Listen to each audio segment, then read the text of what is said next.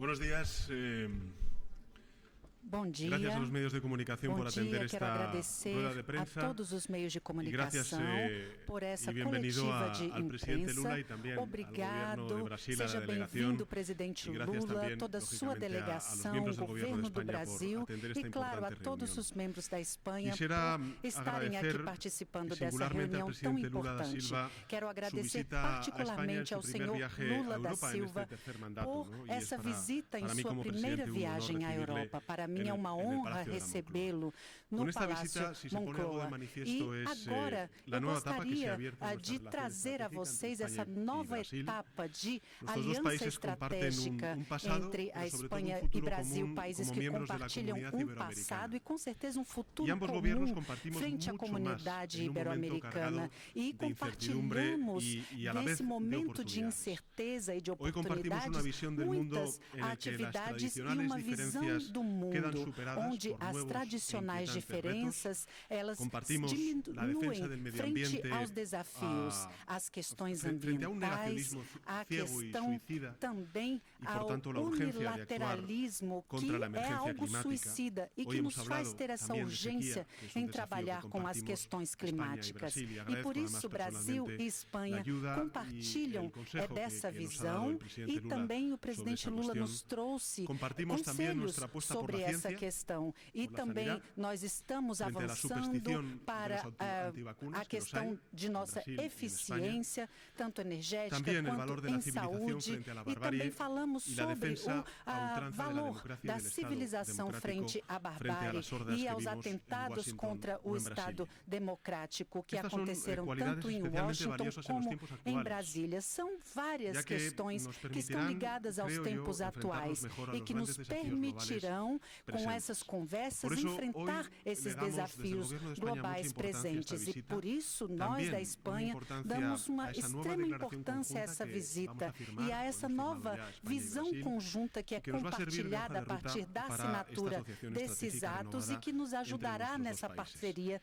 A estratégica ella entre damos la nossos dois bienvenida, países. también Então, al próximo por lanzamiento isso, de la Comisión nós Bilateral queremos Permanente, dar as que nos va a permitir boas-vindas coordinar a y todas también essas potenciar atividades nuestras que relaciones en todas estarão aquellas áreas em en seguida las que nos llevamos próximos décadas, meses colaborando sobre a intensamente. nossa coordenação, Me gustaría o que nos centrarme en fará algunas de ellas. La avançar primera de de forma ellas, muito evidentemente, es la estratégica. Eu económica. gostaria de trazer Y prueba de ello es algumas que Brasil dessas se dimensões. convirtió A primeira el año delas é a pasado, en 2022, econômica presidente, e en sabemos, nuestro senhor principal presidente, socio que o comercial Brasil se en tornou, Iberoamérica. desde o ano passado, España o es, nosso además, el principal segundo inversor parceiro en Brasil, comercial. y las empresas españolas A acreditan Espanha ya é o una larga segundo contribución investidor a no la Brasil creación de riqueza e y de estamos empleo cheios de en sectores esperança com clave relação para la economía à brasileña. criação de Precisamente ayer, emprego e de Madrid riqueza para os acogió un nossos importante foro países. E económico, ontem também, que es Madrid continuación acolheu del encuentro importante empresarial fórum celebrado en São econômico que Paulo dá el mes continuidade pasado, ao y por tanto encontro que foi evidenciamos celebrado la mês fortaleza de passado nuestros em vínculos São en este Paulo ámbito. e que En materia estreita de os nossos ciencia e inovación, vínculos em termos hemos de firmado hoy ciência e una carta de inovação. intenciones para Também promover assinamos proyectos uma carta conjuntos de de carácter intenções innovador, sobre para todo desde el trazer punto de vista tecnológico. atividades de Hemos firmado un características memorándum de entendimiento sobre inovadoras no educación âmbito superior ecológico, universitaria também y otros no sobre âmbito da cooperación en materia educação sociolaboral, superior, o ensino iniciativas superior todas ellas e que, en definitiva, universitário lo que hacen e es reflejar la iniciativas no madurez y la âmbito do diversidad de trabalho nuestras que vai relaciones. expressar Y en el a ámbito cultural, maturidade e a Brasil diversidade es de nossas el país que relações. acoge No el âmbito mayor cultural, número de Brasil institutos acolhe Cervantes um del grande mundo. número, o España está maior siguiendo número con gran mesmo atención de las institutos iniciativas Cervantes para no mundo. reimplantar E por isso la nós enseñanza queremos obligatoria del implementar español várias en las escuelas iniciativas, brasileñas. inclusive do Y ensino también, lógicamente, más allá obrigatório de do los espanhol nas asuntos escolas bilaterales brasileiras, España-Brasil,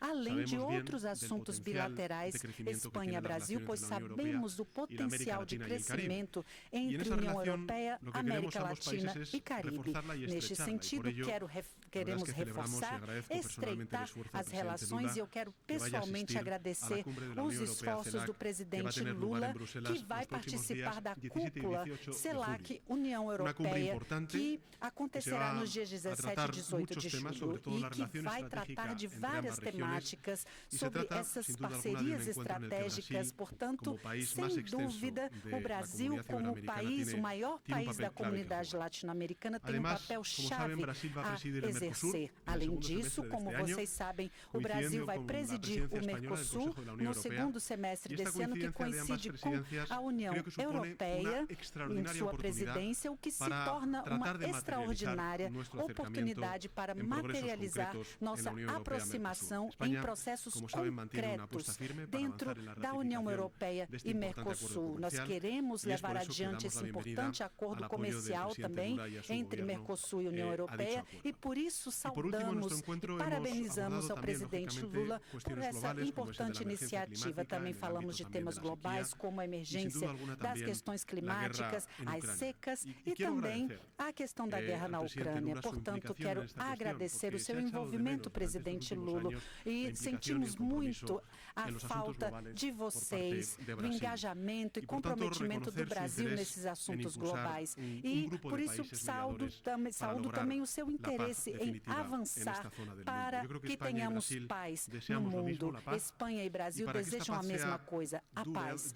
E para que essa paz seja justa e duradoura, é importante estarmos todos envolvidos. É importante que respeitemos os princípios fundamentais do direito internacional preconizados na Carta das Nações Unidas sobre a integridade territorial e também as regras existentes. Sabemos que nessa guerra há um agressor e um agredido. O agressor é Putin e o agredido é esse povo que busca lutar por sua liberdade, soberania nacional e seu território. Neste sentido, desde o princípio, a Espanha tem trabalhado para que exista uma paz justa, duradoura, e neste sentido eu quero agradecer o comprometimento do Brasil com relação a esses assuntos globais, a saber, neste sentido, a guerra da Ucrânia. E também estivemos conversando, pois se queremos uma paz justa e duradoura, é essencial que a voz do país agredido, nesse caso a Ucrânia, a partir do seu presidente, que tem a sua fórmula de paz, seja considerada. E também tratamos de vários assuntos que são importantes para nossos dois governos, como as questões ambientais, o combate ao aquecimento global. Acho que no Brasil essa agenda climática nos traz muito alívio. O jeito como vocês têm tratado e dado importância a essa questão é louvável, o seu compromisso com a preservação da região amazônica, e queremos seguir trabalhando neste sentido. E por isso convidamos o Brasil para participar dessa aliança contra a seca. E para terminar, eu quero reiterar aos meios de comunicação que essa visita marca o início de uma nova fase em nossas relações bilaterais. Renovamos a nossa parceria estratégica, pois estamos, sobretudo, convencidos de que temos muito a contribuir para a prosperidade e o bem-estar de nossos cidadãos e cidadãs de nossas regiões, com a construção de um mundo cada vez mais seguro, sustentável, pois se queremos enfrentar as ameaças reais, precisamos envolver a nossa população. E por isso agora eu passo a palavra ao presidente Lula.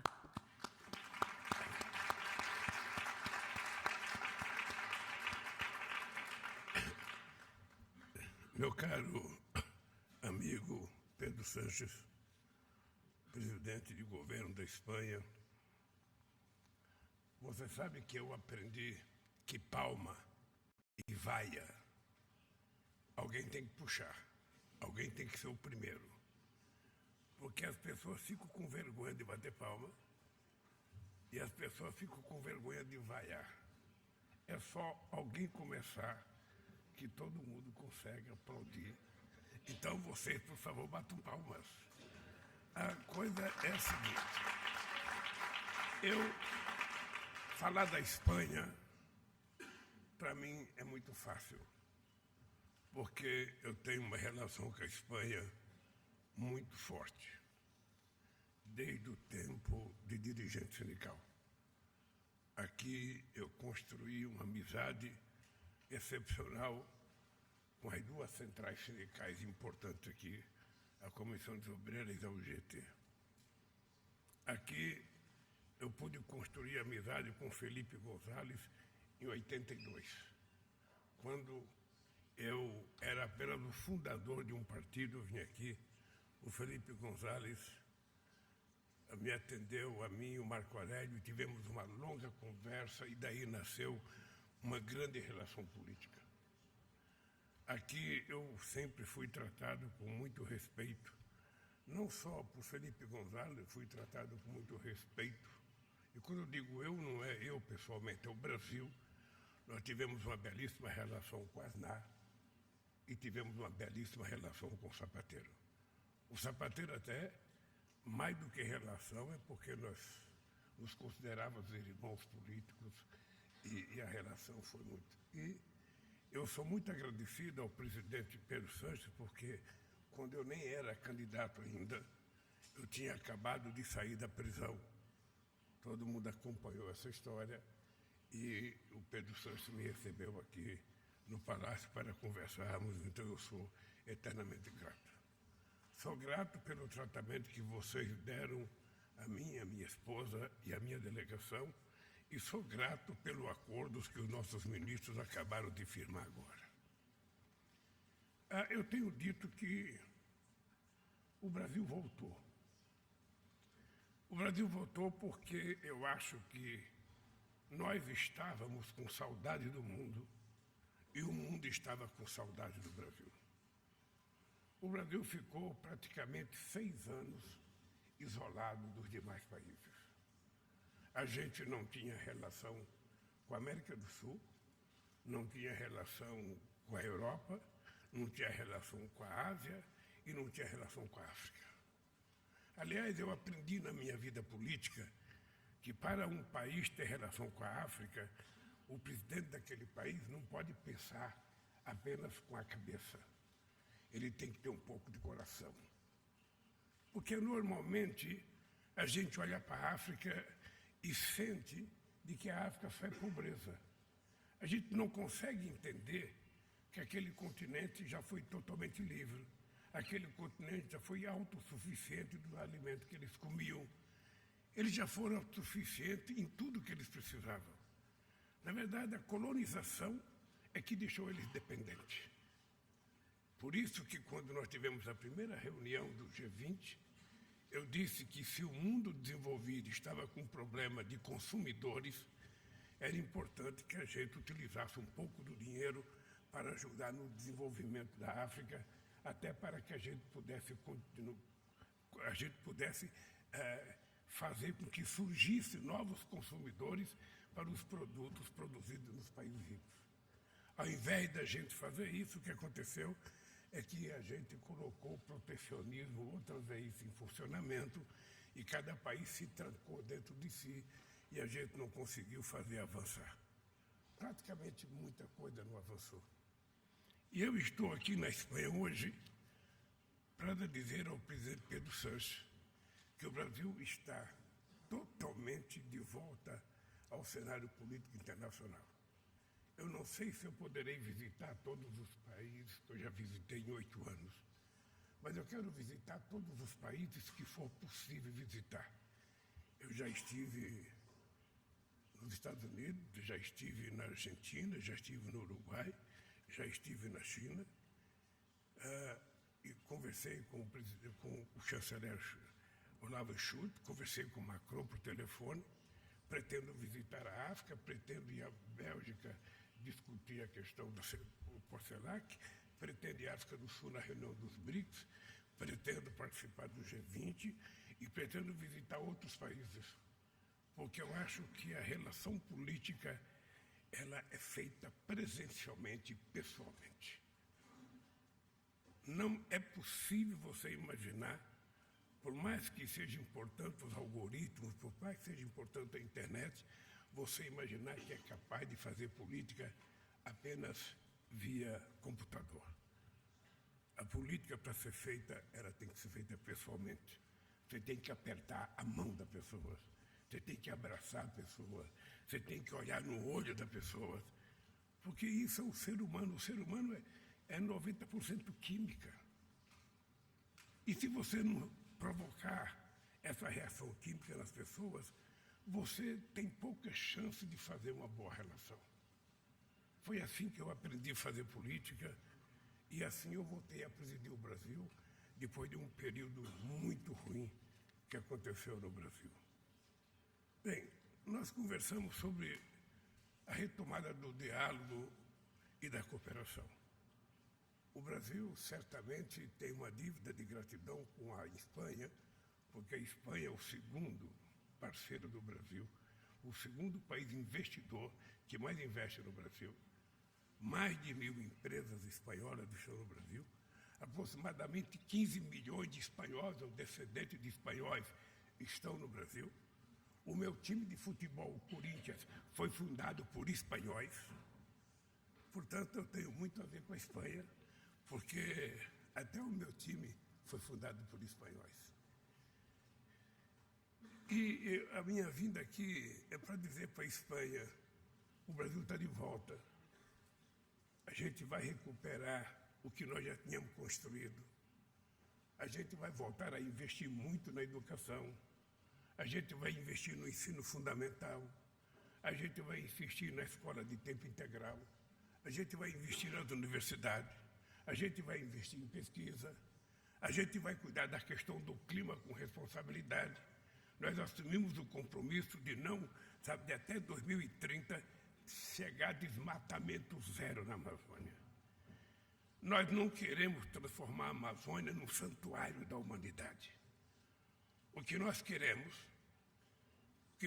é transformar aquele território que é soberano do Brasil, num centro de pesquisa, para que os pesquisadores do mundo inteiro possam participar de pesquisar a riqueza da nossa biodiversidade e ver se da riqueza da biodiversidade a gente pode extrair produtos para a indústria de fármacos, para a indústria de cosméticos, para gerar emprego para 25 milhões de pessoas que moram lá.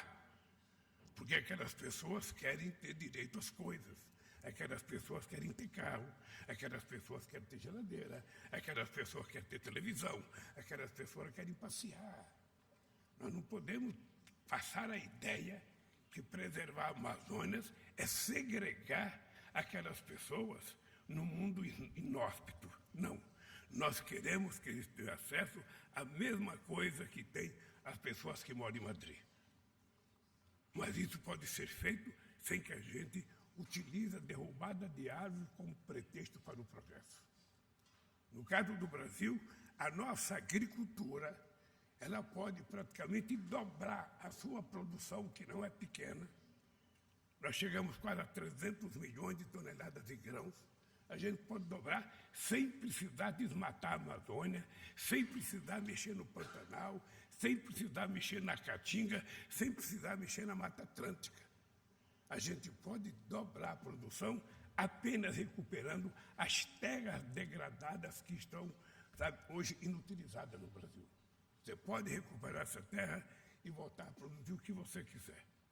Vocês sabem que o Brasil é o maior produtor de proteína animal do planeta. Nós temos aproximadamente 223 milhões de cabeças de gado. Mesmo assim, nós temos 33 milhões de pessoas passando fome. Fome que nós tínhamos terminado em 2012. Em 2012, a ONU reconheceu que no Brasil não existia mais fome. Tudo aquilo que a gente construiu em 13 anos, a extrema-direita destruiu em apenas 4 anos. E nós agora estamos a construir. Só para ter ideia, presidente, nós tínhamos o maior programa de casa popular da história do Brasil. Muitas casas que estavam quase prontas foi simplesmente paralisada. Nós temos 14 mil obras paralisadas no Brasil. Só na educação, nós temos 4 mil obras paralisadas. Simplesmente não fizeram nada. Só para vocês terem ideia, este ano, no setor de transporte, nós vamos investir mais do que o nosso ex-governo investiu em 4 anos. Porque nós estamos com uma obsessão. É preciso fazer a economia crescer, Porque somente a economia crescendo é que você pode gerar emprego, somente gerar emprego é que você pode distribuir renda, e somente distribuindo renda é que a gente vai acabar com a fome no nosso país. As políticas de compensação, como o Bolsa Família, a gente não quer que seja para sempre. A gente quer que o povo arrume emprego, trabalhe e depois que começar a receber salário, a própria pessoa entrega o seu cartão. Então nós queremos mostrar ao mundo outra vez que é possível acabar com a fome. A fome não é um fenômeno da natureza.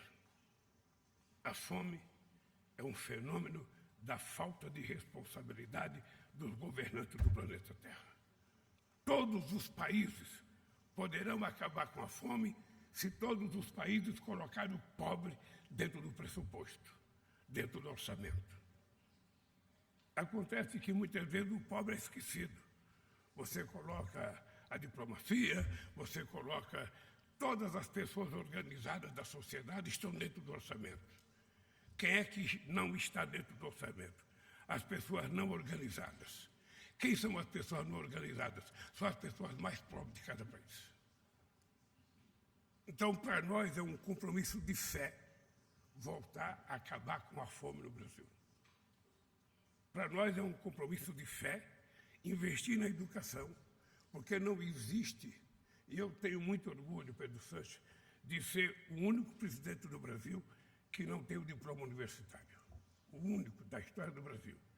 E sou o presidente que mais fiz universidade na história do Brasil, que mais fiz escolas técnicas na história do Brasil.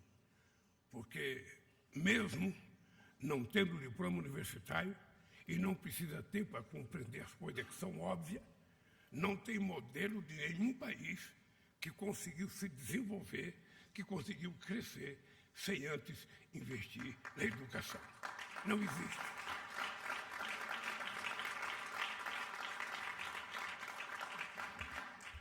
Eu, quando vejo alguns países preocupados com o crescimento da China, eu fico me perguntando se a gente está lembrado do discurso que era feito nos anos 80, depois do famoso Consenso de Washington, depois que se criou a ideia que o mundo não teria mais problema se fosse globalizado.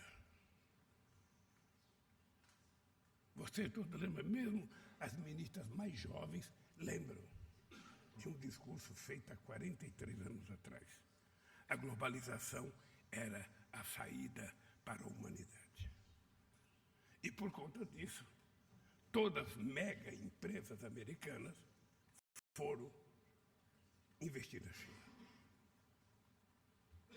Para desenvolver a China, não. Para utilizar a mão de obra barata que a China oferecia naquele instante. O que aconteceu com os chineses? Os chineses souberam tirar proveito do investimento. Não sei qual foi o milagre que eles fizeram, mas o dado concreto é que quando Trump foi candidato e começou a dizer que era preciso tirar as empresas da China para as empresas voltar para os Estados Unidos, já era tarde. A China já é a segunda economia mundial e possivelmente no próximo ano, no outro, será a primeira economia do mundo. Com uma diferença. Faz muitos anos que a China não faz guerra. Isso é uma demonstração de que somente com muita paz é possível você aproveitar o dinheiro produzido pelo povo para poder gerar emprego e bem-estar social. Por isso, eu sou incomodado com a guerra que está acontecendo entre a Rússia e a Ucrânia. Ninguém pode ter dúvida de que nós, brasileiros, condenamos a violação territorial que a Rússia fez contra a Ucrânia. O erro aconteceu, a guerra começou. Agora, não adianta ficar dizendo quem está certo ou quem está errado. Agora, o que precisa é fazer a guerra parar. Porque você só vai discutir um acerto de contas quando pararem de dar tiros. É assim nessa guerra E foi assim em todas as outras guerras. E nós vivemos um mundo, presidente, muito esquisito. Nós vivemos um mundo em que o Conselho de Segurança da ONU, os membros permanentes, todos eles são os maiores produtores de armas do mundo, são os maiores vendedores de armas do mundo e são os maiores participantes de guerra do mundo. Então eu fico me perguntando se não cabe a nós, outros países que não somos membros permanentes do Conselho de Segurança da ONU, fazer uma mudança na ONU. Colocar mais países. Por que a Espanha não está? Por que o Brasil não está? Por que o Japão não está? Por que a Alemanha não está? Por que a Índia não está? Por que a Nigéria não está? Por que o Egito não está? Por que a África do Sul não está? Quem é que determina? Os vencedores da Segunda Guerra Mundial. Mas isso já faz muitos anos. A geografia do mundo mudou. A geopolítica mudou. A economia mudou. Então nós precisamos construir um novo mecanismo internacional que possa fazer coisas diferentes. Veja que a ONU era tão forte que em 1948 ela conseguiu criar o Estado de Israel. Em 2023 ela não consegue criar o Estado palestino. Só para a gente medir o que aconteceu nesses anos todos. Quando os Estados Unidos invadiu o Iraque, não houve discussão no Conselho de Segurança. Quando a França e a Inglaterra invadiram a Líbia, não houve discussão no Conselho de Segurança. E agora a Rússia, que é membro também do Conselho, membro fixo, também não discutiu.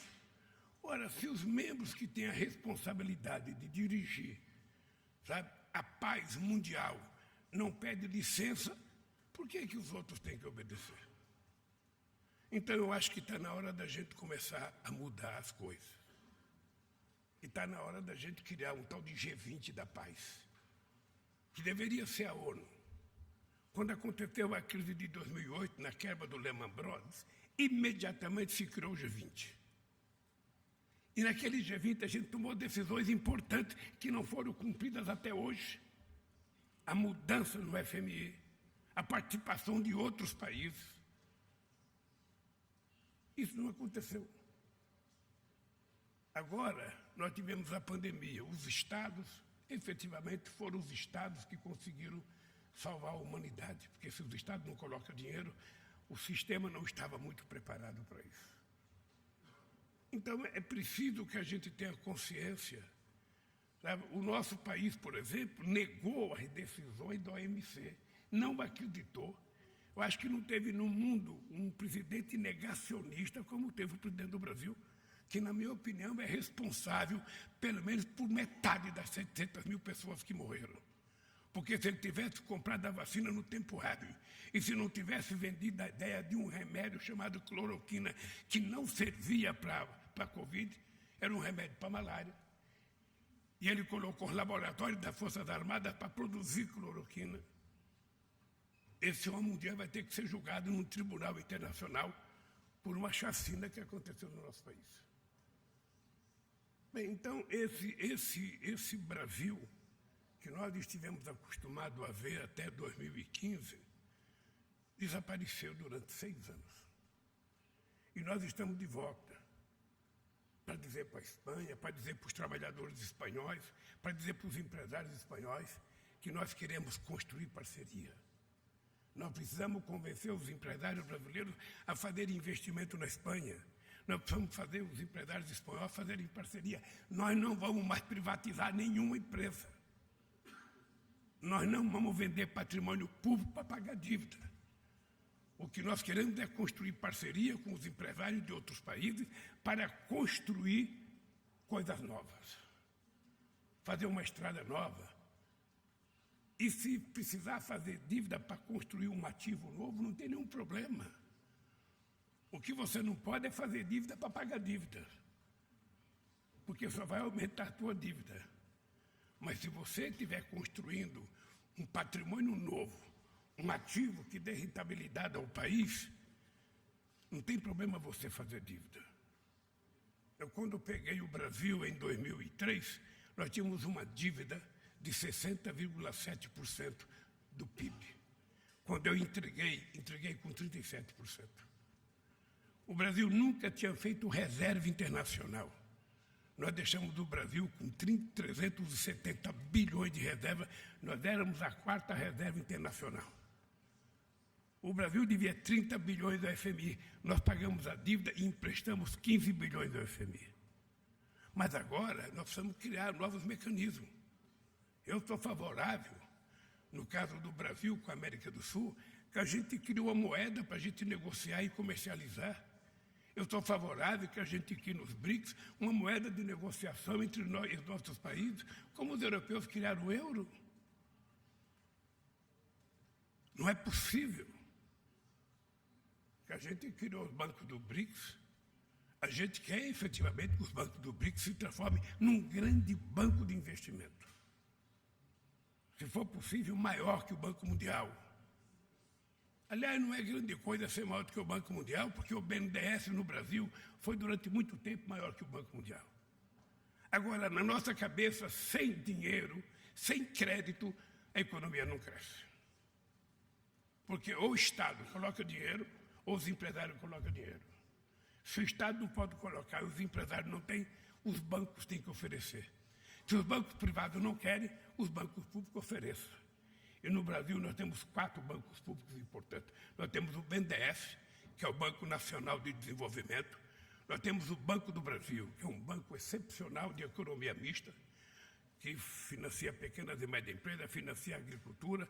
Nós temos a Caixa Econômica, que é um banco excepcional, que financia a mobilidade urbana, financia casa, sabe, dinheiro para saneamento básico, sabe, ajuda muito as pequenas e médias cidades brasileiras e as grandes também. E nós temos o Banco do Nordeste e nós temos o Banco da Amazônia. Esses bancos não estão mais emprestando dinheiro porque o governo anterior não queria que o país crescesse. Todo o dinheiro era devolvido para o Tesouro. Para quê? Para o Tesouro pagar dívida. Isso vai mudar. Eu quero dizer para vocês, aqui na Espanha, que o Brasil vai voltar a crescer.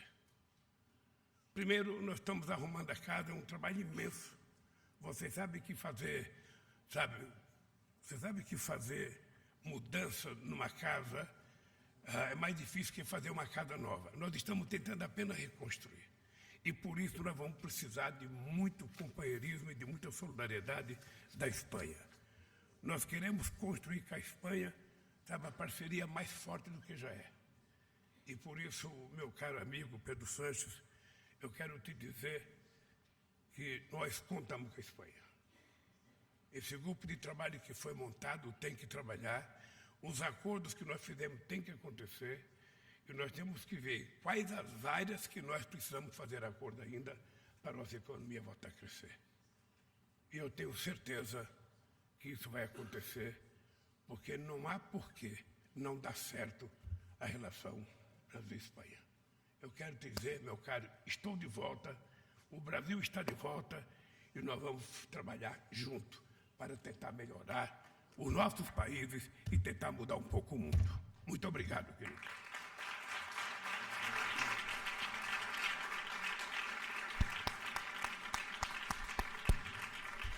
Bueno, pues vamos a dar comienzo a las preguntas de los medios de comunicación, directora. Gracias, presidente. En primer lugar, vamos con la prensa portuguesa.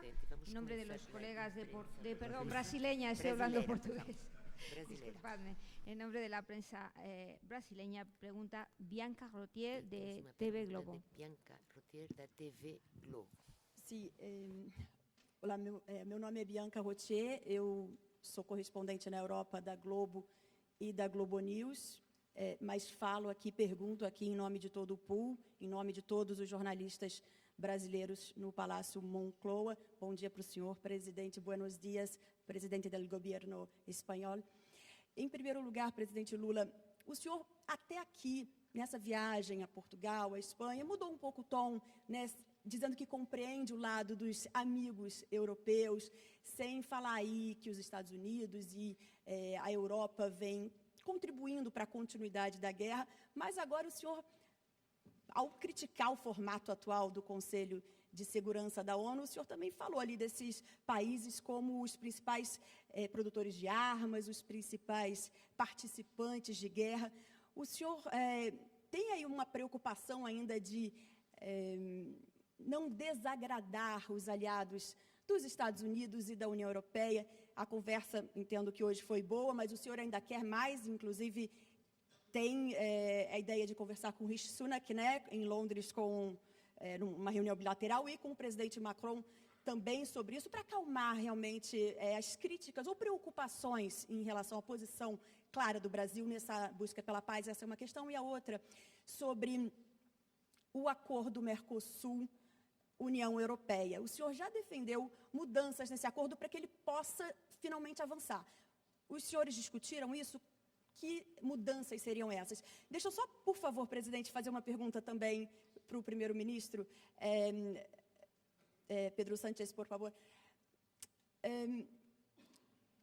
Há muita resistência de países da União Europeia em relação ao acordo com o Mercosul. Mucho se dice que es por la cuestión de la política ambiental del gobierno Bolsonaro, el deforestamiento, pero también hay cuestiones económicas, sobre todo de Francia, la parte de la agricultura. ¿Cómo usted pretende avanzar con el acuerdo, si tiene esta resistencia de la parte de países de la Unión Europea, sobre todo, especialmente de la Francia? Gracias. Países da União Europeia e especialmente da França. Obrigada. Começa.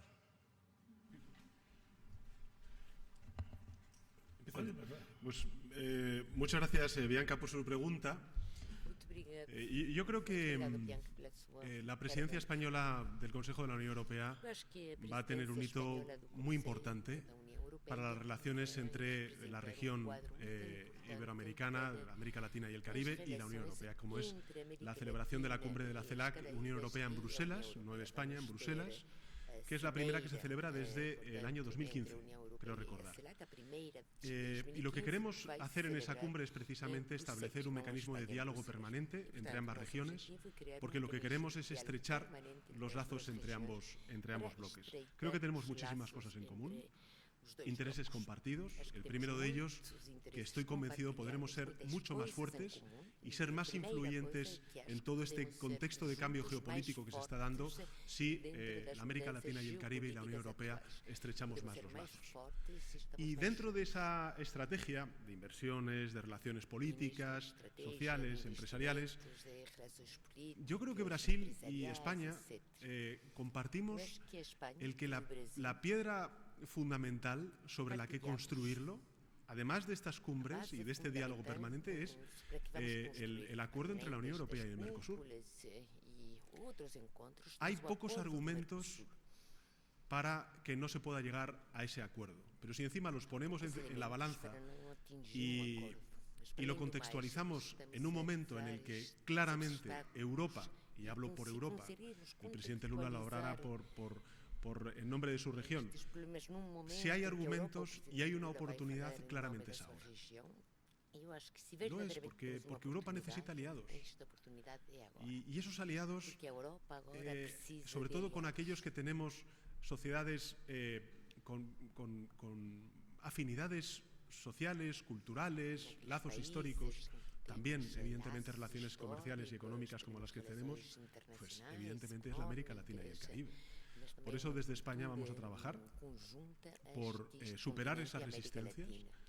Efectivamente hay países dentro de la Unión Europea que tienen dudas sobre la culminación de este importante acuerdo, pero creo que esas dudas se deberían disipar si pensáramos en toda la potencialidad que tendría para la América Latina y el Caribe y para la Unión Europea un acuerdo de la envergadura que representa la Unión Europea y el Mercosur. Vamos a trabajar en esa dirección, lo vamos a hacer con la Comisión Europea. Como saben, la política comercial es una cesión de soberanía que hicimos todos los Estados miembros a la Comisión Europea. Son ellos los que negocian en nombre de los 27 Estados miembros, pero evidentemente tendremos ahí cosas que decir. Y yo lo que me he comprometido con el presidente Lula es a eso, a trabajar, y además creo que se une el que ellos van a liderar el Mercosur, nosotros el Consejo de la Unión Europea. Creo que se dan las circunstancias, la coyuntura, como para que podamos culminar este proceso y llegar a un importante acuerdo. Ojalá podamos llegar. Evidentemente vamos a trabajar porque podamos llegar a un acuerdo este año. Vamos trabalhar para tentar obter este acordo durante este ano até. Eu vou tentar ser o mais curto possível, porque já me passaram um papelzinho aqui, que eu já estou atrasado para a reunião com o rei Felipe. E você sabe que com o rei a gente não atrasa. Bem, primeiro o presidente Pedro Sánchez disse, se fosse fácil o acordo, a gente já teria feito. Eu participei da reunião da Organização Mundial do Comércio muitas vezes. Nós, em 2008, quase chegamos a um acordo. Por que nós não concluímos o acordo da Organização Mundial do Comércio em 2008? Primeiro, porque tinha eleição nos Estados Unidos. O Bush resolveu suspender até passar as eleições. E tinha eleição no estádio do negociador da Índia, que também pediu para suspender. Nós imaginávamos que quando o Obama voltasse, a gente ia voltar na Organização Mundial do Comércio e concluir. Nunca mais houve reunião da Organização Mundial do Comércio para finalizar o acordo. Então não é fácil, porque o acordo mexe com o interesse da sociedade. A Espanha, quando vai negociar, ela tem que saber os interesses dos produtores desse jamón delicioso que ela produz. Sabe, que não quer perder a primazia de ser o melhor. O Brasil também tem os seus interesses. Então é difícil. O que acontece? Eu acho que na proposta feita no governo anterior, ela é inaceitável por parte do Brasil, porque ela impõe punição. E nós não podemos aceitar. E eu acho que com o fato do presidente Pedro Sánchez assumir a presidência da União Europeia, a gente pode ter chance de fechar esse acordo. Eu tenho dito internamente no Brasil que eu tenho interesse de fechar esse acordo, porque eu já fui presidente 8 anos, não fechamos o acordo, a Dilma foi 6, não fechamos, já houve, sabe, mais 4 anos, ou seja, alguém tem que fechar. Agora, para fechar, tem que estar de acordo. Um acordo todo mundo tem que ganhar, porque ninguém quer perder. E nesse ganha-ganha é que a gente pode fazer um belo de um acordo. Tá? A segunda coisa, com relação à Ucrânia. Olha, você sabe perfeitamente bem que o Brasil, desde o começo, condenou a ocupação territorial da Ucrânia. O Brasil foi taxativo em condenar. Eu lamento que eu não era presidente na época, senão esse negócio da paz que eu estou falando hoje, eu tinha falado antes da guerra começar. Acontece que eu não era presidente, e quem não é presidente, sabe, não tem poder nenhum de intervir num conflito entre dois países. O que eu acho? Eu acho que não tem ninguém falando em paz no mundo. Não tem ninguém falando em paz, a não ser eu que estou gritando paz. Como se estivesse isolado no deserto. Eu já falei em paz com Biden, já falei com Olavo Schultz, já falei com Macron, fui conversar com o presidente Xi Jinping, falei hoje com o presidente Pedro e vamos ter uma conversa mais longa, falei com o presidente de Portugal e com o primeiro-ministro. É preciso encontrar um grupo de pessoas dispostas a encontrar um meio de parar a guerra. Porque quando parar a guerra, você sente em torno de uma mesa e você então estabelece o que vai acontecer na guerra. Por enquanto, você tem 2 países em conflito, cada um dizendo, eu não abro mão, o outro, eu não abro mão. Eu sei que não é correto mostrar o exemplo, mas eu já fiz greve quando eu dizia 80% ou nada. Eu ficava com nada. Então, a guerra está num estágio em que acho que está precisando de uma interferência de um grupo de países amigos que possam sentar e estabelecer uma regra. Primeiro, vamos parar de matar gente, vamos parar de destruir o que já está construído e vamos ver aonde é que a gente pode chegar. Se não formos capazes de fazer um acordo, paciência. Mas o problema é que eu acho que a guerra começou sem que houvesse muitas, mas muitas negociações para ter acordo. Então eu ainda vou tentar. Eu vou continuar tentando, vou continuar falando. Sabe? O Celso Amorim esteve conversando com o Putin, o Celso Amorim vai viajar à Ucrânia para falar com o Zelensky. Sabe? Nós vamos conversar com todo mundo, até ver se é possível a gente falar, olha, vamos parar de guerrear e vamos negociar, que é mais barato, é mais cômodo, é mais tranquilo e é mais bom para os seres humanos que moram na Ucrânia e que moram na Rússia. É isso que nós vamos tentar continuar fazendo. Só para você saber, agora sim, com o poder de presidente da República, nós estamos tentando estabelecer todas as negociações possíveis até chegar nos dois que estão em guerra para saber se eles querem parar. Quando eu digo que eu compreendo o papel da Europa, é porque a Europa está num continente que está em guerra. Tem países europeus importantes que está quase que fronteira com a Rússia. Então, obviamente, que a preocupação dele é diferente da minha preocupação, que estou a 14 mil quilômetros de distância. É diferente. E por isso eu tenho a comodidade de falar tanto em paz, sabe? E achar que a gente não tem que fazer opção. Não é o fato de você ser contra ou a favor. Todos nós somos contra a guerra. Mas a guerra já começou. E eu acho que a condução da discussão sobre a guerra está errada. A ONU, que me perdoe, a ONU já poderia ter convocado algumas sessões extraordinárias com todos os países membros da ONU para discutir a greve. Por que não fez isso? Então nós vamos tentar provocando a possibilidade de fazer essa discussão. E eu espero que a gente possa concluir essa paz, porque não interessa a guerra nem a Ucrânia, não deveria interessar a Rússia, e não interessa a Europa, e não interessa ao Brasil, porque nós também estamos tendo problema, sabe? Sobretudo na questão agrícola. Então nós queremos paz, é só isso. E vamos continuar trabalhando. Sabe? Quando eu me recusei a vender mísseis para a Alemanha, era porque os mísseis eram para a Ucrânia. E eu disse ao meu amigo Olavo Schultz, eu não vou vender, porque se a Ucrânia utilizar esses mísseis e um russo for morto com um míssil desse, o Brasil entrou na guerra. E o Brasil não quer entrar na guerra.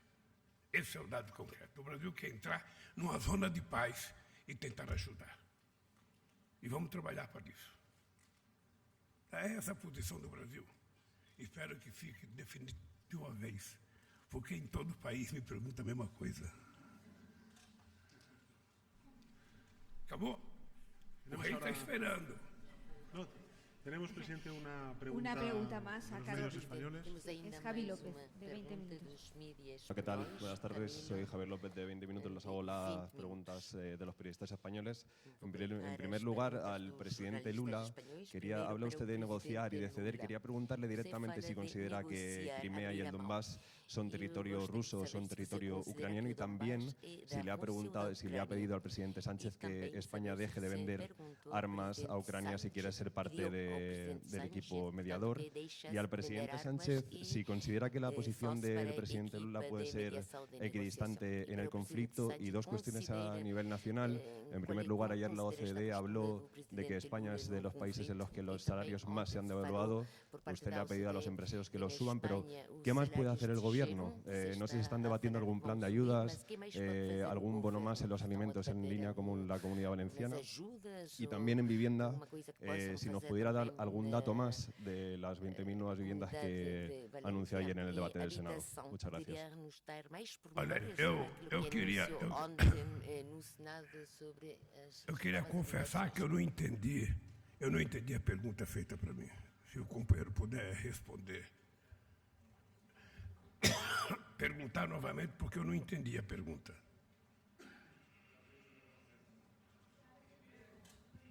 Si considera que el territorio de Crimea y el Donbass es ucraniano o es territorio ruso. São da Ucrânia ou da Rússia? Y si le ha pedido a España que deje de vender armas a Ucrania para ser parte del equipo mediador del conflicto. A Ucrânia para passar e fazer parte da equipa de mediação do conflito. Olha, primeiro, não cabe a mim decidir de quem é a Crimeia. Eu acho que quando você sentar numa mesa de negociação, você pode discutir qualquer coisa, até a Crimeia. Mas não sou eu que vou discutir isso, quem tem que discutir isso são os russos e os ucranianos. Não cabe a mim dizer, sabe, de quem é quem. Primeiro, para a guerra e depois vamos conversar o que vai resolver. Cada um acha que tem razão, cada um acha que pode mais. O dado concreto é que o povo está morrendo. E só tem um jeito, é parar para fazer um acordo. Você tem que discutir a Crimeia, tem que discutir outro território da Ucrânia, tem que discutir a OTAN. Sabe? Não, tem muita coisa em jogo. A segunda coisa é que eu acho que a Espanha vai fazer o que a Espanha decidir fazer sem que o Brasil tenha qualquer interferência. Se puder montar o time de paz e a Espanha quiser participar, eu, sinceramente, teria muito prazer em que a Espanha participasse. Mas o governo espanhol tem soberania suficiente para decidir aquilo que ele vai fazer no momento que quiser fazer. Eu não quero interferir em ninguém, eu só quero dizer que se a gente não tiver paz, essa guerra vai demorar para ter fim. E quero dizer mais, eu não sei o que pode acontecer com o prolongar dessa guerra. Não sei o que pode acontecer. Vocês sabem do que eu estou falando. Pode acontecer tudo, até uma desgraça maior. Então, enquanto a gente tem possibilidade, vamos trabalhar para ver se a gente evita isso.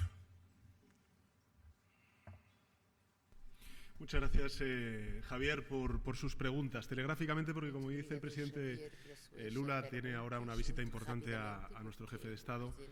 Y ha hecho tres preguntas, una sobre la posición de Brasil en Ucrania, dos, cuál es la interpretación que nosotros tenemos, dos sobre vivienda y tres sobre los salarios reales. Y voy a responderle telegráficamente a las tres. En relación con la posición de Brasil en Ucrania. Bueno, yo creo que lo ha dicho el presidente Lula. Brasil ha vuelto. Brasil es una potencia global. Brasil durante años, desgraciadamente, no se ha escuchado su voz, ha estado ensimismada, no ha sido activa en la resolución de conflictos y en la respuesta a desafíos globales que tenemos. Nadie puede imaginarse el que podamos responder al desafío de la emergencia climática sin el compromiso de Brasil. Por ejemplo, por citar otro caso. Y yo, desde ese punto de vista, cuando el presidente Lula hace una demanda de reforma del Consejo de Seguridad de Naciones Unidas, no creo que lo haga, esa es mi interpretación, porque considere que no, digamos, está en desuso Naciones Unidas y el sistema multilateral. Lo hace y lo reivindica esa reforma precisamente porque cree en el orden multilateral y porque cree en el multilateralismo para responder a los desafíos globales que tenemos. Uno es la emergencia climática y otro es, en efecto, la guerra. Y ahí, si nos vamos a los hechos, Brasil, en la Asamblea General de Naciones Unidas, siempre ha manifestado su condena rotunda a la invasión de Ucrania. Y, por tanto, siempre ha abogado por la integridad territorial de Ucrania. Luego podremos tener matices, yo los tengo, respecto a algunas de las cosas que ha dicho el presidente Lula da Silva. Pero creo que lo importante es, uno, Brasil está defendiendo la integridad territorial de Ucrania. Por tanto, Brasil está defendiendo un orden internacional basado en reglas. Y, en tercer lugar, lo fundamental es que trabajemos todos por la paz, por el fin de estas hostilidades y, evidentemente, que se respete la integridad territorial, la soberanía nacional, a mi juicio, del pueblo que está siendo agredido, en este caso, Ucrania. Y en ese contexto, yo lo que sí que le he trasladado al presidente Lula es que creo que es importante el paso que ha dado adelante Brasil, como también creo que es relevante que un actor global como es China haya fijado un documento de posición. Y creo también que es muy importante el que la comunidad internacional, todos los países, no solamente los europeos que ya nos hemos marcado una posición clara y rotunda, también tengan en cuenta cuál es la fórmula de la paz que está abogando y demandando el país que está siendo agredido, que es el que se tiene que escuchar en primera persona, que es a Ucrania. Y a partir de ahí, pues evidentemente quiero agradecer, como no puede ser de otra manera, el compromiso de Lula y de Brasil con estar activos y participar como potencia global que es en la resolución de todos los desafíos globales que tenemos el conjunto de la humanidad. Dos, sobre salarios reales. Efectivamente, ayer usted decía... Mire, antes escuchaba al presidente Lula hablar de algunas de las políticas de protección de renta que él hizo cuando tuvo el honor de ser presidente durante 2 mandatos y cómo denunciaba que precisamente la extrema derecha había desmantelado muchas de esas políticas de rentas en favor o mejor dicho, en contra de la desigualdad y en contra también del hambre que sufre parte de su población. Bueno, en España también, querido presidente, sufrimos pobreza, sufrimos desigualdad, somos uno de los países con mayor desigualdad de Europa. Y eso tiene mucho que ver con la respuesta neoliberal que se dio a la crisis financiera. Y este gobierno está haciendo todo lo contrario.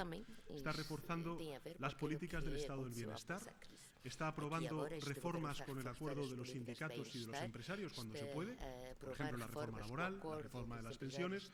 Eso está garantizando paz social, que eso a lo mejor la gente considera que es algo que viene dado, pero se trabaja, porque hubo otros momentos con otras crisis donde tuvimos conflictividad social como consecuencia de del rechazo mayoritario a esas contrarreformas que se hacía, en este caso por otra administración, ¿no? Y en ese sentido, yo quiero recordar lo siguiente: la reforma laboral recupera derechos, sitúa la negociación colectiva en el centro de las relaciones laborales entre los sindicatos y los empresarios.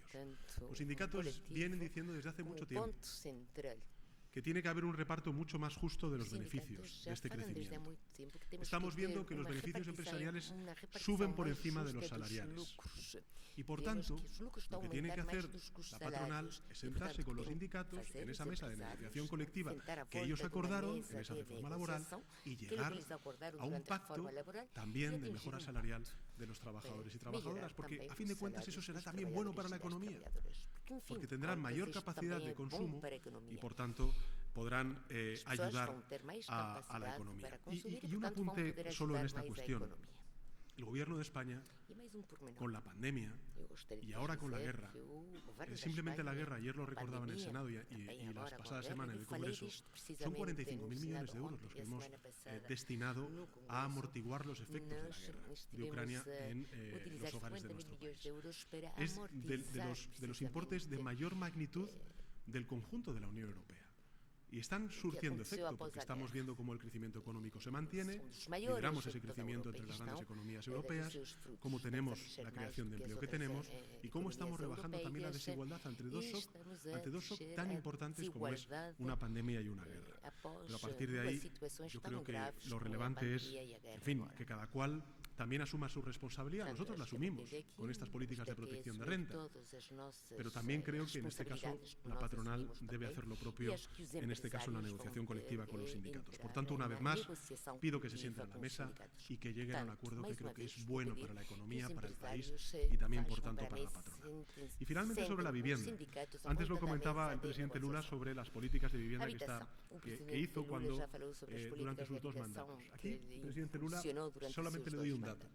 En España, a diferencia de lo que ocurre en la Unión Europea, donde la media es del 9%, solamente el 3% del total de viviendas en España son públicas, son protegidas.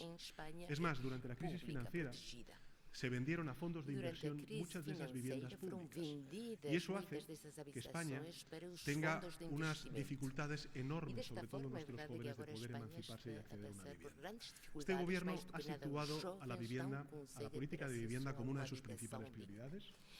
Estamos construyendo, o se han construido el 60% de esas 100.000 viviendas que se incorporaban en el plan estatal al principio de la legislatura. Hemos anunciado la movilización de 43.000 nuevas viviendas a través de la financiación de los créditos del Instituto de Crédito Oficial. En segundo lugar, la movilización de esas 50.000 viviendas que son propiedad del Estado en la Sareb. Y ayer, recientemente, anunciamos también la disposición de suelo por parte del Ministerio de Defensa para la construcción de otras 20.000 viviendas más. Es decir, lo que queremos es no llegar a ese 9% de media europea de vivienda protegida, del total del parque de vivienda de nuestro país, sino superarlo. Y en relación con la ubicación de esas viviendas del Ministerio de Defensa, pues evidentemente cuando se apruebe en el Consejo de Ministros ustedes lo conocerán. Saben de todas formas que el Ministerio de Defensa tiene propiedades en toda España y por tanto pues habrá vivienda en el Ministerio de Defensa, en suelo del Ministerio de Defensa en toda España. Y con esto quiero agradecer, por supuesto, a la delegación del gobierno brasileño y la delegación del gobierno de España su presencia, a los medios de comunicación también españoles, brasileños e internacionales. Y, presidente, agradecerte de verdad tu compromiso con España y que sigamos trabajando juntos en la agenda bilateral y multilateral, que creo que será bueno para España, para Brasil y para el mundo. Gracias. Juntos na agenda bilateral, mas também multilateral, porque acho que isto vai trazer muitos benefícios para ambos os dois países. Obrigada.